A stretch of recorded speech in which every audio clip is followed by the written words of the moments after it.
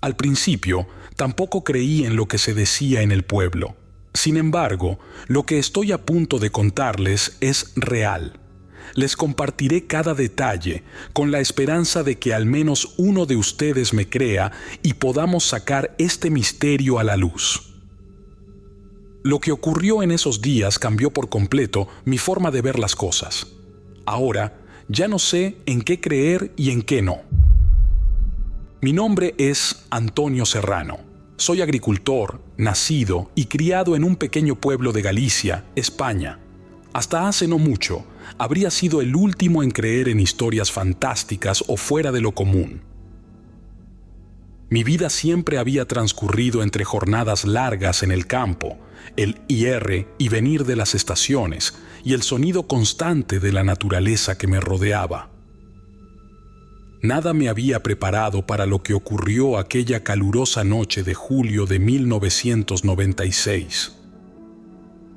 Galicia es una tierra que respira misterio. Entre los montes envueltos en niebla y los susurros del viento que parecen hablar en un idioma antiguo, las historias de luces extrañas, sombras en los bosques y caminos que llevan a ninguna parte siempre han sido parte de la tradición oral. Pero yo nunca les presté demasiada atención. Mi interés estaba en la tierra, en la siembra y la cosecha, en sacar adelante a mi familia, hasta que todo cambió.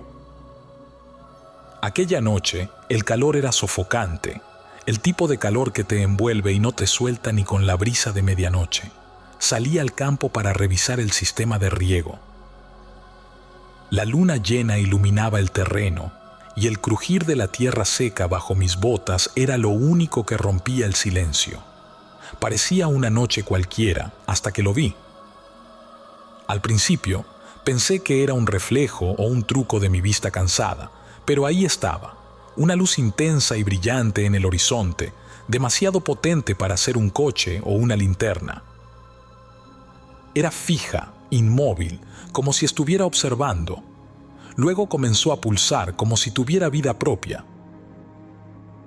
Me detuve, sintiendo un escalofrío que nada tenía que ver con la temperatura. Intenté convencerme de que sería alguna máquina agrícola o un dron, aunque en aquel entonces esas cosas no eran comunes por aquí. Sin embargo, cuanto más miraba, más extraño se volvía. De repente, un zumbido profundo empezó a llenar el aire. No era fuerte, pero lo sentías en los huesos, como si vibrara directamente en el pecho. El tiempo parecía haberse detenido. Los grillos callaron, los árboles se quedaron inmóviles y hasta mi respiración se sintió atrapada.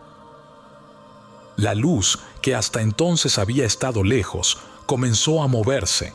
Era un movimiento lento, calculado, como si supiera exactamente hacia dónde iba. El pánico me golpeó, pero mi cuerpo no respondió. Quise retroceder, darme la vuelta y correr, pero era como si algo invisible me hubiera clavado en el suelo. Recuerdo la sensación de ser observado, no como lo haría un ser humano, sino algo mucho más frío y distante, como si fuera un experimento. Mi última noción antes de perder el conocimiento fue de completo silencio. Ni grillos, ni viento, ni mi propia respiración. Todo quedó envuelto en un vacío absoluto. Luego, la oscuridad me tragó. Cuando desperté, estaba tirado en el suelo, con la camisa cubierta de tierra y una sensación de debilidad. El reloj en mi muñeca, que había marcado las 11:15 cuando salí al campo, ahora señalaba la 1 de la madrugada. Había perdido casi 2 horas y no tenía idea de qué había pasado durante ese tiempo. Me incorporé lentamente, sintiendo un dolor punzante en el brazo. Al mirarlo, vi una marca roja, perfectamente circular, como si algo me hubiera pinchado con una precisión quirúrgica. Por un momento pensé que había sido algún insecto o una rama, pero algo en mi interior me decía que era algo más, algo que no podía explicar. Esa noche marcó un antes y un después en mi vida. En el pueblo, A pesar de las historias que se contaban, siempre pensé que esos relatos eran solo eso, cuentos. Pero después de lo que viví, ya no estoy tan seguro. La noche después de aquel extraño suceso, mi rutina parecía haber vuelto a la normalidad, pero había algo en el aire que me hacía sentir intranquilo. A pesar del calor, decidí salir al campo de nuevo, esta vez con una linterna más potente y mi fiel perro, Bruno, como compañía. Tenía que asegurarme de que todo estaba bien con los cultivos, aunque en el fondo creo que solo buscaba una explicación para lo ocurrido. El cielo estaba despejado y las estrellas iluminaban el terreno con una claridad que hacía innecesaria la linterna. Mientras caminaba entre los surcos, sentí que todo estaba demasiado tranquilo, como si algo estuviera conteniendo el aire mismo. Bruno, normalmente inquieto y curioso, se quedó parado, mirando fijamente hacia el horizonte. Fue entonces cuando la vi otra vez, esa luz. Esta vez era más intensa y estaba más cerca. Al principio pensé que podía ser algún tractor con faros potentes, pero no se movía como uno. La luz pulsaba lentamente, con un ritmo que parecía sincronizado con mi respiración. El zumbido volvió, profundo y penetrante, vibrando dentro de mi cabeza como una advertencia que no podía ignorar. Bruno empezó a ladrar, primero hacia la luz y luego hacia el bosque que rodeaba el campo. Sus ladridos eran nerviosos, como si estuviera tratando de protegerme de algo que no podía ver. Intenté calmarlo, pero él no dejaba de moverse inquieto, girando la cabeza como si algo se acercara desde todas direcciones. De repente, la luz comenzó a moverse, lenta pero segura, flotando hacia nosotros. Sentí un escalofrío recorrerme la espalda. Intenté retroceder, pero mis pies no respondían. Era como si el suelo hubiera dejado de ser firme, como si la misma realidad se estuviera desmoronando bajo mis botas. Todo quedó envuelto en un silencio aterrador. Bruno, que había estado ladrando sin parar, se quedó inmóvil, mirando fijamente la luz, con el pelaje erizado y un gruñido bajo en la garganta. Fue entonces cuando sucedió algo que no olvidaré jamás. La luz cambió. Ya no pulsaba. Ahora parecía expandirse y contraerse como un ser vivo. De un momento a otro, el zumbido se hizo tan intenso que sentí que mi cabeza iba a estallar. La luz pareció dividirse en varias esferas más pequeñas que empezaron a flotar a mi alrededor. Quise gritar, pero no pude. Una de las esferas se acercó a Bruno y él comenzó a retroceder, gimiendo como nunca lo había escuchado antes. Entonces, sin previo aviso, las esferas se apagaron, como si alguien hubiera desconectado un interruptor. La oscuridad regresó y el silencio fue tan denso que podía oír el latido de mi corazón. Miré alrededor, pero no había rastro de la luz. Bruno seguía temblando a mi lado, pero algo en su mirada me decía que sabía más de lo que podía expresar. Volví a casa tan rápido como pude, con Bruno pisándome los talones. Cuando llegué, me encerré con doble llave, algo que jamás había hecho. Me sentía observado, como si aquella luz, o lo que fuera, estuviera aún ahí fuera, esperando. Esa noche no pude dormir. Mientras intentaba ordenar mis pensamientos, una pregunta se repetía en mi cabeza. ¿Qué quería de mí esa luz? No sé si fue el cansancio acumulado o el simple agotamiento mental, pero a pesar del miedo logré quedarme dormido esa noche. Sin embargo, desperté sobresaltado, como si algo me hubiera sacado del sueño a la fuerza. Miré el reloj de pared. Eran las 3 de la madrugada. Todo estaba en calma, pero el aire en la habitación se sentía pesado, casi irrespirable. Decidí levantarme y tomar un poco de agua para despejar la mente. Mientras estaba en la cocina, noté que Bruno, que siempre dormía junto a la puerta, estaba inquieto otra vez. Sus orejas estaban erguidas y sus ojos fijos en la ventana que daba al campo. Al acercarme, vi que sus patas temblaban levemente, como si estuviera conteniendo el impulso de ladrar.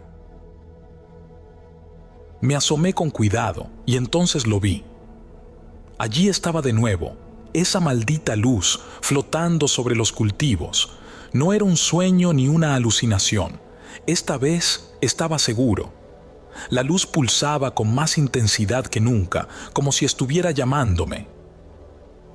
Sentí un impulso irracional de salir, como si algo dentro de mí supiera que debía enfrentar lo que estaba ocurriendo. Contra todo sentido común, me puse las botas, tomé la linterna y salí al patio. El aire estaba cargado de un zumbido que no podía explicar. Bruno no quiso acompañarme esta vez. Se quedó en la puerta, gruñendo bajo y con la cola entre las patas. A medida que avanzaba hacia el campo, noté que todo a mi alrededor parecía detenido. Los árboles no se movían, los grillos no cantaban, y mi propio paso parecía más lento, como si el tiempo se hubiera vuelto espeso. Cuando llegué al borde de los cultivos, la luz estaba justo sobre mí, a pocos metros de altura. Sentí una presión en el pecho, como si el aire hubiera sido succionado del entorno. Intenté levantar la linterna, pero mi brazo apenas se movía. Fue entonces cuando lo sentí, una parálisis completa, como si mi cuerpo ya no me perteneciera. El zumbido se intensificó, convirtiéndose en un sonido agudo y penetrante. Todo mi campo de visión se llenó de luz, cegándome por completo. Intenté gritar, pero ningún sonido salió de mi boca. Y entonces, nada. La oscuridad. Cuando volví en mí, estaba tirado en el suelo, con el cuerpo entumecido y un fuerte dolor en la cabeza. Me incorporé lentamente, sintiendo cómo todo mi cuerpo temblaba. Miré alrededor, pero no había rastro de la luz. El campo estaba igual que antes, tranquilo y silencioso. Miré el reloj en mi muñeca. La última vez que lo había revisado eran las 3:30. Ahora marcaba las 5 menos cuarto. Habían pasado casi 2 horas, pero yo no recordaba absolutamente nada de lo que había sucedido en ese lapso. Al mirar mi brazo, descubrí algo que me heló la sangre. Una marca pequeña y roja, perfectamente circular, como si algo me hubiera pinchado con una aguja. No era una herida común. Había algo demasiado preciso, demasiado quirúrgico en ella. Volví a casa tambaleándome, con la mente llena de preguntas que no sabía cómo responder. Bruno me recibió con un aullido bajo, como si pudiera sentir lo que había pasado. Esa noche no volví a dormir. Me quedé sentado en la cocina, observando el reloj y tratando de entender cómo 2 horas de mi vida habían desaparecido sin dejar rastro. Al día siguiente, intenté hablar con algunos vecinos, pero nadie había visto nada. Las luces, el zumbido, la parálisis, todo parecía haber sido invisible para los demás. Me sentí como un loco, pero sabía que lo que había vivido era real. Esa sensación de vacío y pérdida me acompañó durante días. Algo me había pasado esa noche, algo que no podía explicar. Y lo peor de todo era la certeza de que, quienquiera que fuera el responsable, no había terminado conmigo. Las noches siguientes fueron un infierno. Cada vez que cerraba los ojos, las imágenes volvían, más nítidas y aterradoras. No eran recuerdos, sino sueños. O al menos eso quería pensar. Soñaba con un espacio infinito, blanco y brillante, donde flotaban objetos que no tenían forma definida. Podía escuchar sonidos, pulsos eléctricos que vibraban en mi cabeza, acompañados por una voz que no hablaba con palabras, pero que entendía perfectamente. En esos sueños siempre estaban ellos, altos, delgados, con piel grisácea y esos ojos enormes, negros, como pozos sin fondo que parecían atravesar mi alma. No hacían movimientos bruscos, pero su simple presencia era una amenaza. Me observaban, analizando cada rincón de mi mente y mi cuerpo. En uno de esos sueños, me vi a mí mismo en una sala blanca, tendido sobre una superficie fría y metálica. No podía moverme ni gritar. Las criaturas estaban a mi alrededor, manipulando instrumentos que no reconocía, pero que claramente no pertenecían a este mundo. Una de ellas extendió su brazo, alargando sus dedos delgados hacia mi rostro. Desperté de golpe, empapado en sudor, con el corazón latiendo como si fuera a explotar. Pero no era solo en los sueños donde su presencia se hacía sentir. Durante el día, noté que los animales de la granja estaban inquietos. Las vacas, que solían moverse tranquilamente por los pastos, evitaban ciertas zonas del campo como si algo invisible las espantara. Los perros ladraban al aire gruñendo hacia el bosque y las gallinas no se acercaban a los corrales. Una noche encontré uno de los cultivos completamente destrozado, pero no era un daño normal, como el que harían los jabalíes o una tormenta. Las plantas estaban aplastadas, formando un patrón que parecía un círculo perfecto. Caminé alrededor, inspeccionando los bordes. La precisión era escalofriante, como si algo hubiera caído desde el cielo y dejado esa huella. No sabía qué hacer ni a quién acudir.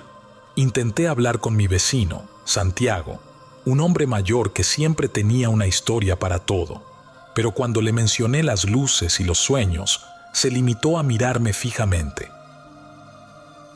«Ten cuidado, Antonio», me dijo. «En este mundo hay cosas que es mejor no buscar entender». El verdadero terror comenzó cuando los sueños dejaron de ser solo sueños. Una mañana, al despertar, encontré la marca en mi brazo más roja que antes, como si alguien la hubiera tocado o reabierto mientras dormía. Esa noche, antes de acostarme, cerré todas las puertas y ventanas con llave. Incluso moví un mueble para bloquear la entrada, pero al despertar sentí algo distinto. Había un olor en el aire, algo químico, que no reconocía. Al revisar la casa, todo estaba en su lugar. Pero en la mesa de la cocina había algo que no había estado ahí antes, una pequeña piedra, lisa y brillante, con un color que cambiaba dependiendo de cómo la mirabas. Era como si alguien o algo la hubiera dejado para mí. Desde ese momento, supe que no estaba solo. Ellos estaban observándome, no solo en los sueños, sino también aquí, en mi mundo. Después de semanas de incertidumbre, decidí que no podía quedarme en silencio. Lo que estaba ocurriendo no era normal, y aunque temía que me tomaran por loco, sentía la necesidad de hablar con alguien. Le conté todo a un amigo cercano, Manuel, un hombre con quien compartía muchas tardes trabajando en el campo. Él no se burló, pero su rostro reflejaba preocupación. Fue entonces cuando me habló de Javier Otero, un periodista local conocido por investigar fenómenos extraños. Javier llegó al pueblo un día después de que Manuel lo contactara. Era un hombre joven, de ojos inquietos y una grabadora que parecía estar siempre encendida. Escuchó mi historia sin interrumpirme, asentía de vez en cuando y tomaba notas en un cuaderno pequeño. Cuando terminé, se quedó en silencio por unos segundos antes de hablar. «Antonio, esto no es la primera vez que escucho algo similar. En un pueblo cercano, hace unos 20 años, hubo un caso casi idéntico. Luces en el cielo, marcas inexplicables y animales actuando de manera extraña. Nadie logró encontrar una explicación convincente, pero hizo una pausa, como si dudara en continuar. Las personas que hablaron sobre lo que vieron empezaron a ser silenciadas. Sus palabras me pusieron en alerta. ¿Silenciadas? ¿Quién haría algo así? Le mostré la marca en mi brazo y Javier pareció reconocerla de inmediato. «He visto esto antes», murmuró mientras sacaba una carpeta llena de recortes de periódicos y fotografías. En varias de las imágenes se podían ver marcas similares, siempre en contextos relacionados con avistamientos de luces extrañas o desapariciones temporales de personas. «¿Crees que alguien me está siguiendo?», le pregunté con la voz cargada de ansiedad. Javier no respondió de inmediato. En cambio, me mostró un artículo fechado en 1975. En él, se hablaba de un caso en el que 2 agricultores habían visto luces similares y días después recibieron visitas de hombres que afirmaban ser del gobierno. Estos hombres, descritos como de trajes oscuros y comportamiento intimidante, les exigieron que no hablaran más sobre lo ocurrido. Esa tarde, Javier decidió visitar el campo conmigo para tomar fotos y recolectar muestras. Al llegar al lugar donde había encontrado el círculo en los cultivos, sacó un medidor de radiación portátil. No sé de dónde lo había conseguido, pero cuando el aparato empezó a emitir un sonido agudo, supe que algo no estaba bien. «Aquí hay algo, Antonio. Esto no es normal». Mientras Javier tomaba notas y fotografiaba el área, noté algo que me heló la sangre. Un coche negro estacionado a la distancia. Era discreto, pero no tanto como para pasar desapercibido. 2 figuras estaban dentro, observándonos. Lo señalé a Javier y su rostro se endureció. «No te alarmes, pero creo que alguien nos está vigilando». Esa noche, Javier se quedó en mi casa, insistiendo en que no era seguro que yo estuviera solo. Me sentí agradecido, aunque la sensación de ser observado no desapareció. Antes de dormir, revisé las ventanas y puertas una vez más. Al amanecer, Javier había desaparecido. Solo encontré una nota apresurada en la mesa. «Antonio, esto es más grande de lo que imaginamos. No te confíes. Están cerca». La desaparición de Javier me dejó en un estado de inquietud constante. Aunque su advertencia era clara, no tenía idea de quiénes eran ellos ni qué querían de mí. Durante los días siguientes, me esforcé por mantener la rutina, tratando de convencerme de que quizás Javier simplemente se había ido por su cuenta, intimidado por lo que había descubierto. Sin embargo, no pasó mucho tiempo antes de que mis dudas fueran despejadas.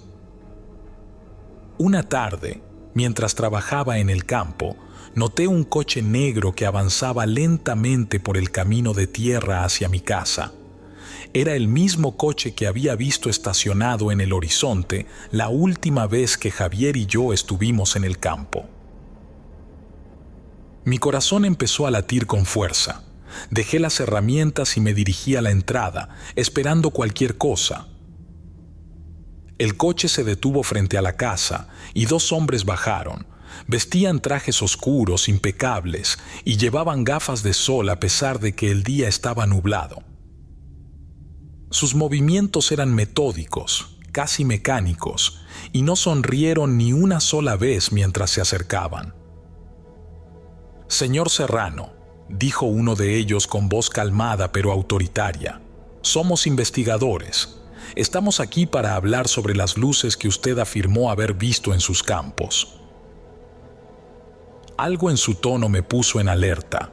No se presentaron ni mostraron identificaciones, y su lenguaje era demasiado ambiguo para ser tranquilizador.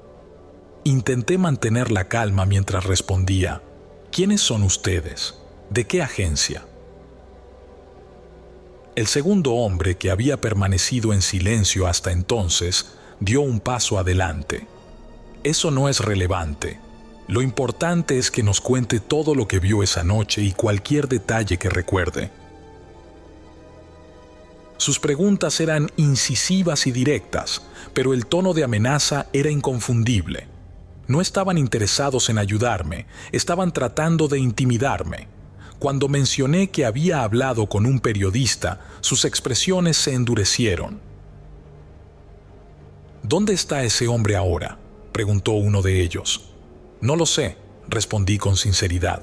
«Se fue hace unos días y no me dijo a dónde». El silencio que siguió fue más aterrador que cualquier amenaza verbal. Uno de ellos dio un paso más cerca y, por primera vez, dejó caer el tono de falsa cortesía. «Señor Serrano, sería prudente que dejara de hablar sobre lo que cree que vio. Algunas cosas no necesitan ser investigadas. ¿Entendido?». Antes de que pudiera responder, los dos hombres regresaron a su coche y se marcharon sin decir una palabra más. Me quedé ahí, inmóvil, viendo cómo el coche desaparecía por el camino, con el sonido de sus ruedas desvaneciéndose en el aire pesado. Esa noche noté algo extraño. La piedra que había aparecido en mi mesa semanas atrás, aquella que cambiaba de color según la luz, ahora estaba partida en dos. No tenía idea de cómo había ocurrido, pero lo tomé como una advertencia. Intenté contactar con Javier nuevamente, pero su teléfono estaba desconectado y nadie en el pueblo parecía saber nada de él. La sensación de aislamiento era cada vez más fuerte, como si las personas a mi alrededor evitaran hablar del tema por miedo a ser involucradas. Algo estaba claro. Los hombres del coche negro no habían terminado conmigo, y aunque no sabía cuándo regresarían, estaba seguro de que lo harían. Con el tiempo, las cosas parecieron volver a una especie de normalidad. Los cultivos seguían creciendo, los animales recuperaron su rutina y las luces en el cielo no volvieron a aparecer. Pero, aunque todo parecía igual, yo sabía que nada lo era. Algo había cambiado profundamente en mí y la sombra de lo que viví aquella noche nunca desapareció. Javier nunca regresó. Algunas semanas después de su desaparición, escuché rumores de que había dejado la ciudad apresuradamente, sin siquiera recoger sus pertenencias. Sus colegas en el periódico afirmaban que había recibido amenazas, pero nadie quiso darme más detalles. Su artículo sobre mi experiencia, que había sido publicado brevemente en un medio local, fue retirado a los pocos días. Era como si alguien estuviera decidido a borrar cualquier rastro de lo que ocurrió. En cuanto a los hombres del coche negro, no volví a verlos, pero su presencia seguía pesando sobre mí, como una advertencia constante. Cada vez que veía un coche similar en la carretera o en el pueblo, sentía un nudo en el estómago, esperando que aparecieran para exigir respuestas o imponer su silencio. La marca en mi brazo desapareció lentamente, dejando apenas una sombra en la piel que yo sabía que siempre estaría ahí. Aunque intenté ignorarla, cada vez que la veía, los recuerdos volvían. La luz cegadora, el zumbido, las horas perdidas. La vida continuó, pero los sueños no cesaron. Aunque menos frecuentes, seguían siendo tan vívidos como al principio. Seguía viendo aquella sala blanca, las figuras altas y delgadas que me observaban en silencio y los objetos flotantes que parecían desafiar toda lógica. Una noche, soñé con una voz que me decía, sin palabras, algo que nunca he podido olvidar: volveremos. Algunos en el pueblo comenzaron a evitarme, susurrando que me había vuelto loco o que todo lo que decía era producto de mi imaginación. Otros, los pocos que me creyeron, me pidieron que no hablara más del tema. «No busques respuestas, Antonio», me dijo Santiago una tarde mientras bebíamos un café. «Las respuestas solo traen más preguntas, y esas preguntas, a veces, son peligrosas». Con los años, aprendí a callar, no porque dejara de creer en lo que viví, sino porque entendí que algunos misterios no están hechos para ser resueltos. A veces, el silencio es la única protección que tenemos contra lo que no comprendemos. Pero incluso ahora, tantos años después, cuando salgo al campo por las noches y miro las estrellas, siento que algo me observa desde la distancia. No puedo verlo, pero lo sé. Es una sensación que va más allá del miedo, una certeza de que lo que ocurrió aquella noche no fue un accidente, ni un simple encuentro, fue un mensaje. Y aunque he tratado de seguir adelante, hay una parte de mí que sabe que algún día ellos volverán.